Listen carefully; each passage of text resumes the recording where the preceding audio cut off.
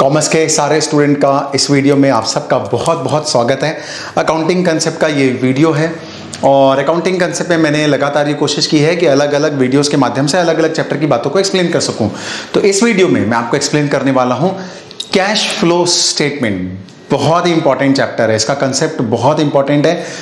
12th का syllabus हो या सीए का सिलेबस हो या सीएस का या सीएमए का, सारी जगह इस चैप्टर को कवर किया जाता है क्योंकि ये चैप्टर वैसे प्रैक्टिकल लाइफ में भी बहुत इंपॉर्टेंट है। क्यों इंपॉर्टेंट है देखिए, क्योंकि हम जब फाइनेंशियल स्टेटमेंट बनाते हैं तो आजकल मैक्सिमम जगह फाइनेंशियल स्टेटमेंट के साथ हर कंपनी को ये कंपलसरी कर दिया गया है कि वो कैश फ्लो स्टेटमेंट भी बनाए साथ में। बैलेंस शीट में फाइनेंशियल स्टेटमेंट आप जानते हैं, प्रॉफिट एंड लॉस अकाउंट और बैलेंस शीट तो हम शुरू से बनाते ही हैं, साथ में कैश फ्लो स्टेटमेंट भी कंपनीज को बनाना पड़ता है। राइट, अब देखिए कैश फ्लो स्टेटमेंट होता क्या है उसके बारे में शॉर्ट में डिस्कशन कर लेते हैं। देखिए cash flow statement is a statement which shows the flow of the cash and cash equivalent during a specified period. मतलब कैश फ्लो स्टेटमेंट एक ऐसा स्टेटमेंट है जो कैश के फ्लो को बताता है बिजनेस में एक पर्टिकुलर पीरियड में। कैश और कैश इक्विवेलेंट, इसका मतलब क्या होता है, कैश और जो कैश के बराबर मानी जाती है वो चीज़ें एक्सप्लेन करूंगा मैं बाद में, कौन कौन सी चीज़ें इसको कैश के बराबर ही मानते हैं। तो देखिए ये था कैश फ्लो स्टेटमेंट का सिंपल सा डेफिनेशन, जैसा समझ सकते हैं हम एक लाइन का। अब देखिए कैश फ्लो स्टेटमेंट बेसिकली बनाया जाता है पूरे बिजनेस में कितना कैश आ रहा है और कितना कैश जा रहा है ये जानने के लिए, कहाँ कहाँ से कैश आ रहा है और कहाँ कहाँ कैश जाके लग रहा है ये जानने के लिए। क्योंकि देखिए हमने बचपन से लेकर आज तक, चाहे वो ट्रेडिंग अकाउंट पढ़ा हो, प्रॉफिट एंड लॉस अकाउंट पढ़ा हो, बैलेंस शीट देखा हो या इनकम एंड एक्सपेंडिचर अकाउंट देखा हो, ये सारे अकाउंट का पर्पस एक ही बात पे रहता है, पूरा फोकस एक ही जगह रहता है। और पूरा फोकस कहाँ पे रहता है, कितना कमाया, कितना कमाया, कितना कमाया, प्रॉफिट क्या हुआ, profit profit profit, loss, income expenditure, surplus, deficit, यही सब पूरा जो स्टेटमेंट है प्रॉफिट एंड लॉस का, इनकम एक्सपेंडिचर का, वो पूरा फोकस्ड होता है प्रॉफिट लॉस के ऊपर। कितना कमाया कमाया कमाया कमाया। पर याद रखिए दुनिया में ये जानना तो जरूरी है ही कितना कमाया, पर ये जानना भी जरूरी है कि कितना आया और कितना गया। राइट, क्या आया गया कैश बिजनेस में। अब आप बोलोगे एक ही तो बात है, अगर कमाओगे तो पैसा तो आएगा ही आएगा ना बिजनेस में। अगर कमाया ज्यादा तो पैसा आएगा भी ज्यादा, कमाया कम तो पैसा आएगा भी कम। आपको लगेगा एक ही तो बात है, पर एक ही बात नहीं है। कई बार देखिए ऐसा होता है कि हम बिजनेस में बहुत पैसा कमाते हैं पर कैश में बिल्कुल नहीं पाते हैं, और कई बार ऐसा होता है कि हम बिजनेस में कम पैसे कमाते हैं लेकिन फिर भी कैश में बहुत कुछ ज्यादा पाते हैं। राइट, तो बिजनेस की प्रॉफिटेबिलिटी सिचुएशन जरूरी नहीं है कि लिक्विडिटी पोजीशन एक जैसी हो। Profitability is something different and liquidity of the business is something different. Profitability बताता है आपका profit and loss, liquidity position बताता है कैश फ्लो। देखिए बिजनेस में आप पैसा कमा रहे हो, कमाने के साथ साथ में बिजनेस में लिक्विडिटी होना भी अच्छा जरूरी है। आपने कई लोगों को बोलते सुना होगा ना, इतना कमाते हैं, खूब पैसा कमाते हैं, भगवान जाने पैसा जाता कहाँ है। हाथ में तो कभी पैसा ही नहीं रहता, हमारे पास तो कभी पैसा ही नहीं रहता, हमेशा टाइट रहते हैं, लिक्विडिटी नहीं रहती, लाइबिलिटीज को पे करने के लिए, एक्सपेंडिचर को देने के लिए पैसा नहीं होता है। तो आप सोचिए आप बिजनेस में बहुत कमा लो और ऐसी सिचुएशन आ जाए कि लाइबिलिटी को पे नहीं कर पा रहे हो तो पूरे गुडविल की धज्जियां उड़ जाएगी आपकी। तो लिक्विडिटी भी तो अच्छी होनी जरूरी है। और ऐसा हो सकता है कि आप खूब कमा रहे हो लेकिन आपके बिजनेस में पैसा नहीं है आपके पास, ऐसा हो सकता है। राइट, कैसे हो सकता है भाई, बिजनेस में आपने लोगों को बेचा, खूब माल बेचा, खूब पैसा कमाया, पर कस्टमर से पैसा वसूल ही नहीं हुआ है, तो कैश कहां से आएगा आपके पास में। पर क्रेडिटर को तो पे करना पड़ेगा ना। तो हम जब बिजनेस को रन करते हैं, मैनेज करते हैं, तो हमको बिजनेस की प्रॉफिटेबिलिटी को भी मेंटेन करना है अच्छा, और लिक्विडिटी को भी मेंटेन करना है। तो लिक्विडिटी को मेंटेन करने के लिए लिक्विडिटी को जानना जरूरी है, और लिक्विडिटी को जानना जरूरी है इसके लिए हम बनाते हैं कैश फ्लो स्टेटमेंट, जो ये बिल्कुल नहीं बताया था कितना पाया, जो सिर्फ ये बताता है कितना पैसा आया और कितना पैसा गया, कहाँ से पैसा आया और कहाँ पैसा गया। तो ये जानना भी इक्वली इंपॉर्टेंट है बिजनेस में, इसी के लिए हम बनाते हैं कैश फ्लो स्टेटमेंट, जो बातें करता है सिर्फ कैश की और कैश इक्विवेलेंट की। तो ये था, मैंने आपको शॉर्ट में एक्सप्लेन किया कि क्या पर्पस होता है कैश फ्लो स्टेटमेंट को बनाने का, क्यों बनाते हैं कैश फ्लो स्टेटमेंट। ऑलराइट, चलिए अब क्यों बनाते हैं के बाद में हम जानना चाहेंगे कि कैसे बनाते हैं, कैसे बनाना है। तो देखिए अकाउंटिंग स्टैंडर्ड 3 में अकाउंटिंग स्टैंडर्ड 3 में कैश फ्लो स्टेटमेंट के बारे में पूरा जिक्र किया गया, उसको रिवाइज भी किया गया अकाउंटिंग स्टैंडर्ड 3 को। तो as per the revise accounting standard 3 we will discuss the entire format of the cash flow statement. देखिए इसमें क्या किया गया है, पूरे बिजनेस की एक्टिविटी को 3 कैटेगरी में डिवाइड कर दिया गया है। First category operating activity. Operating activity में मतलब क्या, बिजनेस की डे टू डे की एक्टिविटी, रोज के काम, बिजनेस को ऑपरेट करने के लिए जो जरूरी काम है। अब क्या काम जरूरी है बिजनेस को ऑपरेट करने के लिए? भाई आप गुड्स को परचेज करोगे, रोज के काम, सेल करोगे, रोज के काम है, उधार में सेल करोगे, कस्टमर से पैसा आएगा, डे टू डे का काम है, राइट, बिजनेस को ऑपरेट करने के लिए जरूरी है। फिर उसके बाद अगर आपने परचेज किया क्रेडिट में तो उनका पेमेंट करोगे। फिर बिजनेस को चलाने के लिए बहुत सारे एक्सपेंडिचर करने पड़ेंगे, आपको सैलरी देनी पड़ेगी, रेंट देना पड़ेगा, इलेक्ट्रिसिटी देना पड़ेगा, इंश्योरेंस देना पड़ेगा, सारे एक्सपेंडिचर करने पड़ेंगे। ये सब किस में आएंगे? ऑपरेटिंग एक्टिविटी में आएंगे। तो ये सब कुछ आ जाएगा ऑपरेटिंग एक्टिविटी में। डे टू डे बिजनेस को रन करने के लिए, ऑपरेट करने के लिए, मैनेज करने के लिए, आपके रोजमर्रा के जितने काम हैं और आपका जो मेन बिजनेस है उससे रिलेटेड एक्टिविटी सब किस में आ जाएगी? ऑपरेटिंग एक्टिविटी में आ जाएगी। इसको हम ऐसे समझ सकते हैं। सेकेंड है इन्वेस्टिंग एक्टिविटी। देखिए इन्वेस्टिंग एक्टिविटी मतलब बिजनेस को अगर आपको चलाना है तो बिजनेस में बहुत सारे पैसे इन्वेस्ट करने पड़ते हैं, लगाने पड़ते हैं। किस में लगाने पड़ते हैं? फिक्स एसेट में। बिल्डिंग खरीदनी पड़ती है हमको, मशीनरी परचेज करना पड़ता है, फर्नीचर परचेज करना पड़ता है, और भी कोई एसेट्स परचेज करनी पड़ती है, इक्विपमेंट वगैरह। तो वो सारा कुछ पैसा जो हम लगा रहे हैं वो सब कहलाता क्या है? Investing activity. या फिर हमने बिजनेस का पैसा इन्वेस्ट कर दिया कहीं पर इन्वेस्टमेंट में, वो भी इन्वेस्टिंग एक्टिविटी है, राइट। तो ये हो गया सेकंड टाइप की एक्टिविटी, इन्वेस्टिंग एक्टिविटी। इन सबको खरीदना और इन सबको बेचना, ये सब कहलाएगा investing activity. Now third activity, financing activity. देखिए बिजनेस को रन करने के लिए चाहिए कैपिटल, फाइनेंस चाहिए। आप जानते हैं कैपिटल इस दुनिया में 2 प्रकार की होती है, अपना कैपिटल और पराया कैपिटल। अपना कैपिटल मतलब अगर मैं कंपनी के पॉइंट ऑफ व्यू से बात करूं तो शेयर कैपिटल, चाहे वो इक्विटी कैपिटल हो, चाहे वो प्रेफरेंस शेयर कैपिटल हो। पराया मतलब लोन। हम जब लोन लेते हैं, डिबेंचर इशू करके लोन लेते हैं, या फिर बैंक वगैरह से मॉर्गेज लोन लेते हैं, या कोई भी किसी प्रकार का लोन लेते हैं आउटसाइडर से, तो ये हो गया पराया पैसा। पराया पैसा मतलब दूसरों का पैसा। तो दोनों के दोनों से पैसा हम लेते हैं बिजनेस को चलाने के लिए, बिजनेस को फाइनेंस करते हैं, बिजनेस को फाइनेंस अवेलेबल कराते हैं, राइट। तो ये जो एक्टिविटी है ये क्या कहलाती है? फाइनेंसिंग एक्टिविटी कहलाती है, राइट। तो 3 प्रकार की एक्टिविटी हो गई। पैसा अरेंज करना, फाइनेंसिंग एक्टिविटी, उससे रिलेटेड ट्रांजैक्शन, फाइनेंस एक्टिविटी। इस पैसे को इन्वेस्ट करते हैं एसेट्स वगैरह में, इन्वेस्टिंग एक्टिविटी। इससे रिलेटेड ट्रांजैक्शन, इन्वेस्टिंग एक्टिविटी। और इन दोनों को छोड़ के जितनी एक्टिविटी बच गई वो सब ऑपरेटिंग एक्टिविटी।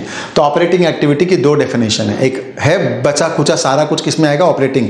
इन्वेस्टिंग में क्या आएगा? क्लियर है। फाइनेंसिंग में क्या आएगा? क्लियर है। उसको छोड़ के जो बच गया इस दुनिया में सब हो जाएगा ऑपरेटिंग एक्टिविटी। तो चलिए हम देखते हैं फॉर्मेट। क्या फॉर्मेट हमको बताया गया अकाउंटिंग स्टैंडर्ड 3 रिवाइज्ड में कैश फ्लो स्टेटमेंट का। सबसे पहले देखते हैं ऑपरेटिंग एक्टिविटी का फॉर्मेट। हम ऊपर हेडिंग देते हैं, नाम देते हैं कैश फ्लो स्टेटमेंट, जिस ऑर्गेनाइजेशन का उसका नाम लिख देते हैं फॉर द ईयर एंडेड, कौन सा पीरियड का है वो भी लिख देते हैं। और उसके बाद हम स्टार्ट करते हैं, सबसे पहला ए लिखते हैं, A point, cash flow from operating activity. इसमें हम सबसे पहले शुरुआत करते हैं net profit after tax, right, sorry, net profit before tax. इसमें हम जब शुरुआत करेंगे तो हम लिखेंगे नेट प्रॉफिट बिफोर टैक्स, मतलब हमको यहाँ पर जो नेट प्रॉफिट चाहिए वो बिफोर टैक्स एंड एप्रोप्रिएशन चाहिए। टैक्स देने के पहले का, एप्रोप्रिएशन करने के पहले का, रिजर्व में ट्रांसफर करने के पहले का। तो अगर ये प्रॉफिट क्वेश्चन में दिया हुआ है ऐसा बोल के तो वेल एंड फाइन ले लीजिए, नहीं दिया है तो कैलकुलेट कीजिए इस प्रॉफिट को। तो वर्किंग नोट पे हम कैलकुलेट करते हैं। चलिए मैं आपको वर्किंग नोट भी फटाफट एक्सप्लेन कर देता हूँ कैसे कैलकुलेट करते हैं। वर्किंग नोट आपके सामने है स्क्रीन पर। जो भी क्वेश्चन में अगर आपको नेट प्रॉफिट दिया, फाइनल नेट प्रॉफिट है, अगर ये फाइनल नेट प्रॉफिट मतलब क्या होता है? सब माइनस करने के बाद का नेट प्रॉफिट जो बैलेंस शीट में जाता है। अगर वो प्रॉफिट दिया है, आपने ये प्रॉफिट लिया है मान लीजिए कहीं से भी इंफॉर्मेशन से, तो इसमें आपको ऐड करना पड़ेगा। क्या ऐड करना पड़ेगा? हमने जितना पैसा टैक्स का प्रोविजन किया होगा वो ऐड करो, हमने जितना इसमें से डिविडेंड माइनस किया होगा इस प्रॉफिट में से वो ऐड करो, हमने जितना पैसा रिजर्व में ट्रांसफर किया होगा वो ऐड करो। अगर ये सब है तो ऐड करो, नहीं है तो कोई बात नहीं। क्वेश्चन में अगर इंफॉर्मेशन दिया है इन सबका तो इन सबको ऐड बैक करना पड़ेगा।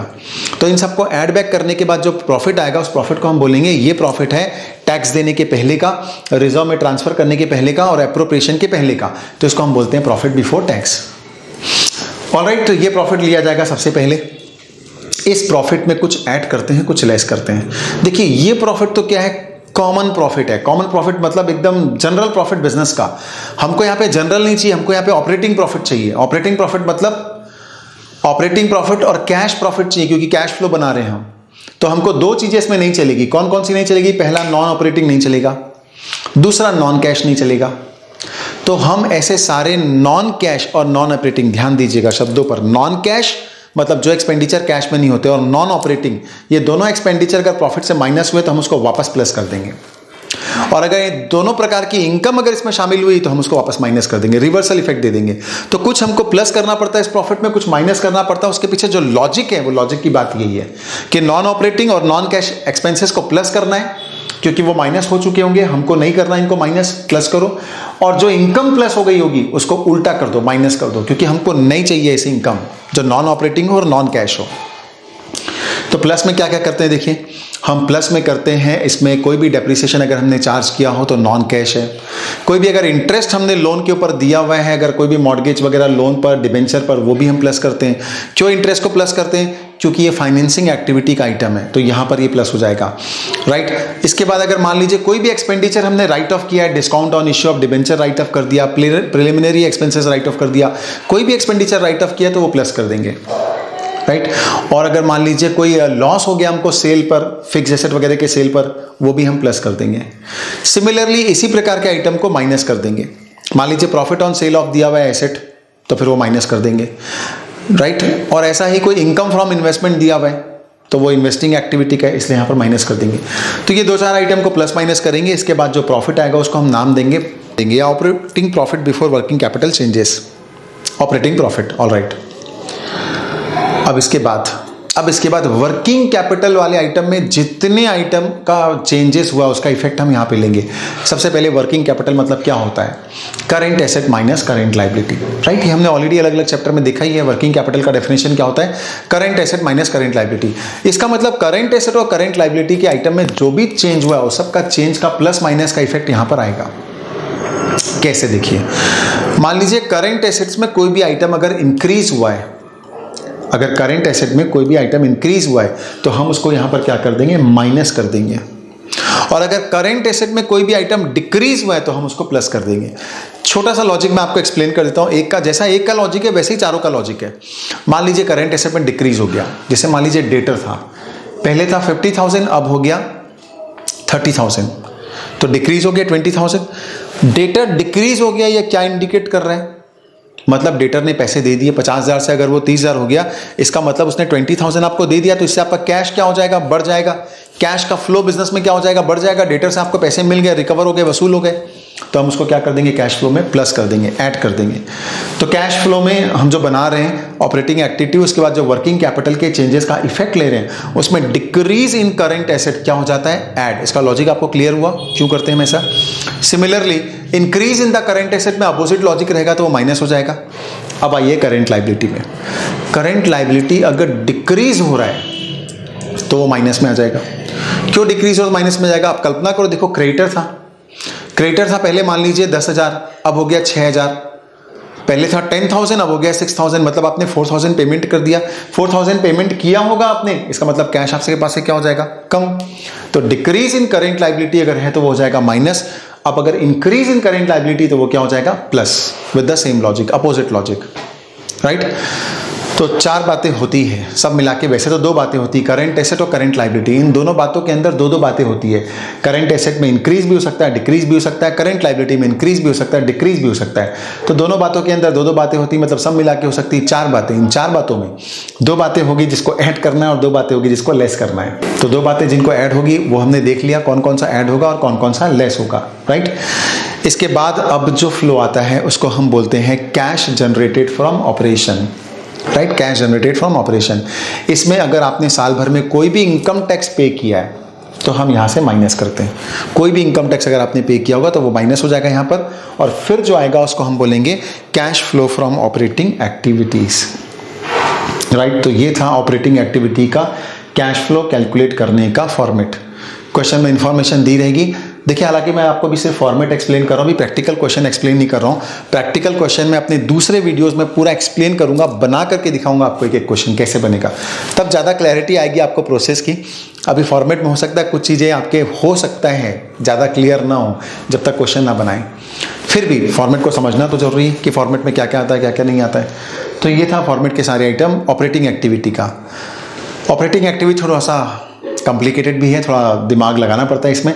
इन्वेस्टिंग और फाइनेंसिंग बहुत इजी है। सेकंड पर आते हैं। Cash flow from investing activity. देखिए, cash flow from investing activity मतलब मैंने आपको बताया था फिक्स एसेट परचेज करना, सेल करना, ये सब कौन सी एक्टिविटी है? इन्वेस्टिंग एक्टिविटी है। इसमें पैसा जा भी सकता है, पैसा आ भी सकता है। पैसा आएगा तो इनफ्लो है, पैसा जाएगा तो आउटफ्लो है। आएगा कैसे पैसा? इनफ्लो देख लेते पहले। अगर आपने बिल्डिंग को सेल कर दिया, लैंड को सेल कर दिया, फर्नीचर को सेल कर दिया, किसी भी एसेट को सेल कर दिया, इन्वेस्टमेंट को सेल कर दिया, तो जितने में भी सेल कर दिया वो इनफ्लो बन जाएगा आपका। तो हम जब भी इस एक्टिविटी से इनफ्लो निकालेंगे तो फॉर्मेट में जो भी इनफ्लो आएगा वो लिखेंगे कि सेल ऑफ फर्नीचर या sale of asset, sale of investment, और अमाउंट लिख देंगे।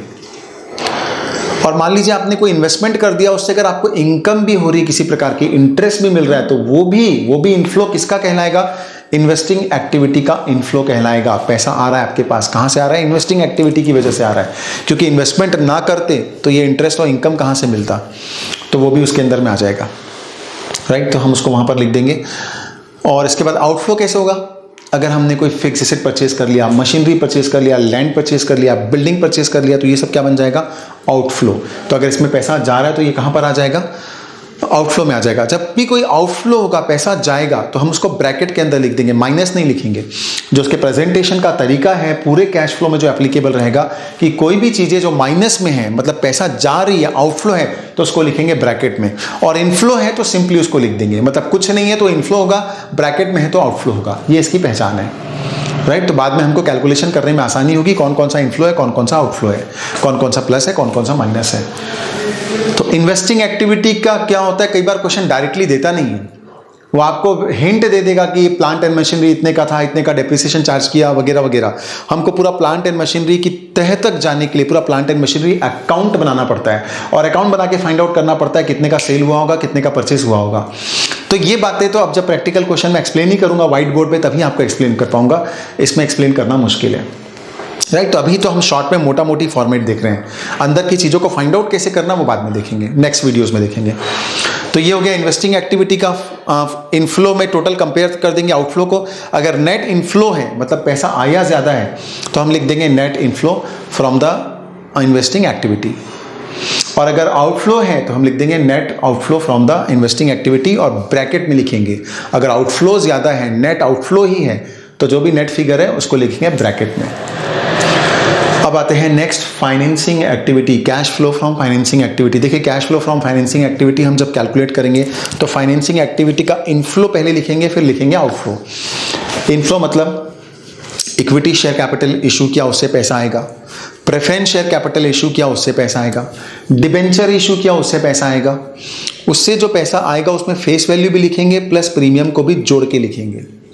मान लीजिए आपने 10 लाख का इक्विटी शेयर इशू कर दिया, 1 लाख प्रीमियम पे इशू किया, तो यहाँ जो इनफ्लो लिखा जाएगा वो 11 लाख रुपए, क्योंकि सही मायने में आपके पास पैसे कितने आए? 11 लाख रुपीज़ आए, तो हम यहाँ प्रीमियम को ऐड करके लिखेंगे। ऑलराइट, तो जो भी इशू ऑफ शेयर से पैसा आ रहा है, हमने कोई लोन ले लिया किसी पर्सन से, तो loan taken, new loan obtain और टेकन, ये आ जाएगा इनफ्लो में। अब आउटफ्लो कैसे कहलाएगा? अब आउटफ्लो में पहली चीज, अगर आपने रिडम्पशन कर दिया, इक्विटी शेयर का तो रिडम्पशन कभी होता ही नहीं जीवन में, प्रेफरेंस शेयर का आपने रिडम्पशन कर दिया तो वो यहाँ पर आएगा। रिडम्पशन पार पे किया तो उतना ही पैसा आएगा, प्रीमियम पे किया तो प्रीमियम को जोड़ करके लिखेंगे। डिबेंचर का आपने रिडीम कर दिया, उसका रीपेमेंट कर दिया, वो भी आएगा। लोन का आपने रीपेमेंट कर दिया किसी, तो यह आउटफ्लो है, कौन सी एक्टिविटी का? फाइनेंसिंग एक्टिविटी का, तो ये भी यहाँ पर आएगा।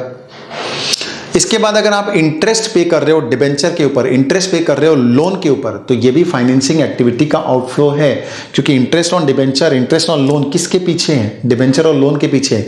जब वो लोग खुद है फाइनेंसिंग एक्टिविटी में, तो ये भी कहाँ जाएगा? फाइनेंसिंग एक्टिविटी में, तो इसको भी हम यहाँ पे लिखेंगे। फिर अगर आपने साल भर में कोई डिविडेंड पे किया है, रियल में पे कर दिया डिविडेंड, जितना रुपए का भी डिविडेंड पे किया, चाहे प्रेफरेंस शेयर पर चाहे इक्विटी शेयर पर, वो दोनों भी कहाँ पर आएगा? फाइनेंसिंग एक्टिविटी के आउटफ्लो में आएगा। तो ये था फॉर्मेट फाइनेंसिंग एक्टिविटी का। जो पैसे आएंगे वो इनफ्लो, जो पैसे जाएंगे वो आउटफ्लो, ब्रैकेट के अंदर लिखा जाएगा। फाइनली हम निकालेंगे नेट, कितना इनफ्लो या आउटफ्लो है उसको लिख देंगे। अब आखिरी में तीनों एक्टिविटी का इनफ्लो और आउटफ्लो का टोटल करेंगे। ऑपरेटिंग एक्टिविटी का फाइनल फिगर, इन्वेस्टिंग एक्टिविटी का फाइनल फिगर, फाइनेंसिंग एक्टिविटी का फाइनल फिगर, तीनों को जोड़ेंगे। इनफ्लो अगर ज्यादा है तो हम बोलेंगे net increase in the cash balance, क्योंकि इनफ्लो ज़्यादा है मतलब पैसा आया ज़्यादा, तो कैश बढ़ना चाहिए ना। और अगर आउटफ्लो ज़्यादा है तो हम उसको लिखेंगे net decrease in the cash and cash equivalent, इसको हम यहाँ पे लिख देंगे। राइट। अब इसको चेक करेंगे हम, ये जो नेट इंक्रीज डिक्रीज हमारे हिसाब से है करेक्ट है कि नहीं। इसमें ऐड कर देंगे हम opening balance of cash and cash equivalent, मतलब ईयर के बिगिनिंग में जो कैश और कैश इक्विवेलेंट था वो कितना था। अब ये दोनों को जोड़ने से जो आना चाहिए फिगर वो आना चाहिए closing cash and cash equivalent.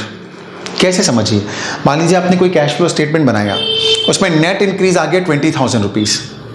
अब ईयर के बिगिनिंग में आपके पास था cash 10,000, during the year transaction जो हुए उससे 20,000 इंक्रीज हुआ है कैश, तो इसका मतलब ईयर के एंड में कितना होना चाहिए कैश का बैलेंस, 30,000 रुपीज़ होना चाहिए ना, तभी तो बात बराबर बनेगी। ओपनिंग कैश होना चाहिए 10,000, 20,000 इंक्रीज हुआ तो ईयर के एंड में 30,000 ही होना चाहिए। इतना है तब तो करेक्ट है, नहीं तो करेक्ट नहीं है। तो ये जो नेट इंक्रीज और डिक्रीज इन कैश आया है इसमें ऐड कर देंगे ओपनिंग कैश बैलेंस, तो आना चाहिए क्लोजिंग कैश बैलेंस। ये आया तो ऑलमोस्ट आपने क्वेश्चन को सही सही सॉल्व किया ही होगा। ओके, तो ये था कैश फ्लो स्टेटमेंट का कंप्लीट फॉर्मेट, ऑपरेटिंग एक्टिविटी का, इन्वेस्टिंग एक्टिविटी का, फाइनेंसिंग एक्टिविटी का। बहुत सारे फिगर्स हमको हिडन दिए होते हैं क्वेश्चन में, हमको सोचना पड़ता है, दिमाग लगाना पड़ता है, खुद से सोचना पड़ता है। आप देखिए for example equity share capital दे दिया, मान लीजिए कंपेयर करना पड़ता है दोनों साल के आइटम को। मान लीजिए इक्विटी शेयर कैपिटल दे दिया गया 10 लाख रुपीज़, नेक्स्ट ईयर हो गया 12 लाख रुपीज़। क्वेश्चन साइलेंट है और कुछ नहीं बोल रहा, बस इतना दे दिया। हमको अपना दिमाग लगाना है कि जब equity share capital 10 lakh rupees था लास्ट ईयर तो 12 लाख कैसे हो गया। पड़े पड़े तो नहीं बढ़ सकता ना, इसका मतलब हमने इशू किया गया होगा, कितने का इशू किया होगा, 2 लाख रुपए का। तो ऐसे हमको हर आइटम को कंपेयर करके कंक्लूजन निकालना पड़ता है। जैसे सीबीआई वाले होते हैं ना, पुलिस वाले होते हैं, सुराग ढूंढते हैं कि अगर ऐसा हुआ है तो ऐसा क्यों हुआ होगा, एक्स्ट्रा दिमाग लगाते हैं। ऐसा होने की संभावना तो तब बनती है जब ऐसा हुआ हो। सिमिलरली हमको भी यहाँ पे बिल्कुल इन्वेस्टिगेशन करना है पूरे फाइनेंशियल स्टेटमेंट में, हर बात का पता लगाना है, क्या परचेज हुआ होगा, क्या सेल हुआ होगा, और जो जो आइटम जहाँ जहाँ पर आते हैं उसको लिखना पड़ेगा।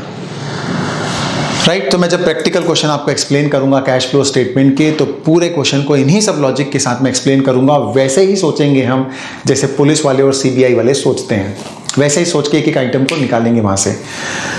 ऑल राइट, तो आई होप कि आपको ये सारा कंसेप्ट पूरा फॉर्मेट समझ में आया होगा। नेक्स्ट वीडियो में मैं आपको एक्सप्लेन करूंगा सारे इसके प्रैक्टिकल क्वेश्चन बना करके, पूरी क्लैरिटी आपको आ जाएगी क्वेश्चन को कैसे सॉल्व करना है।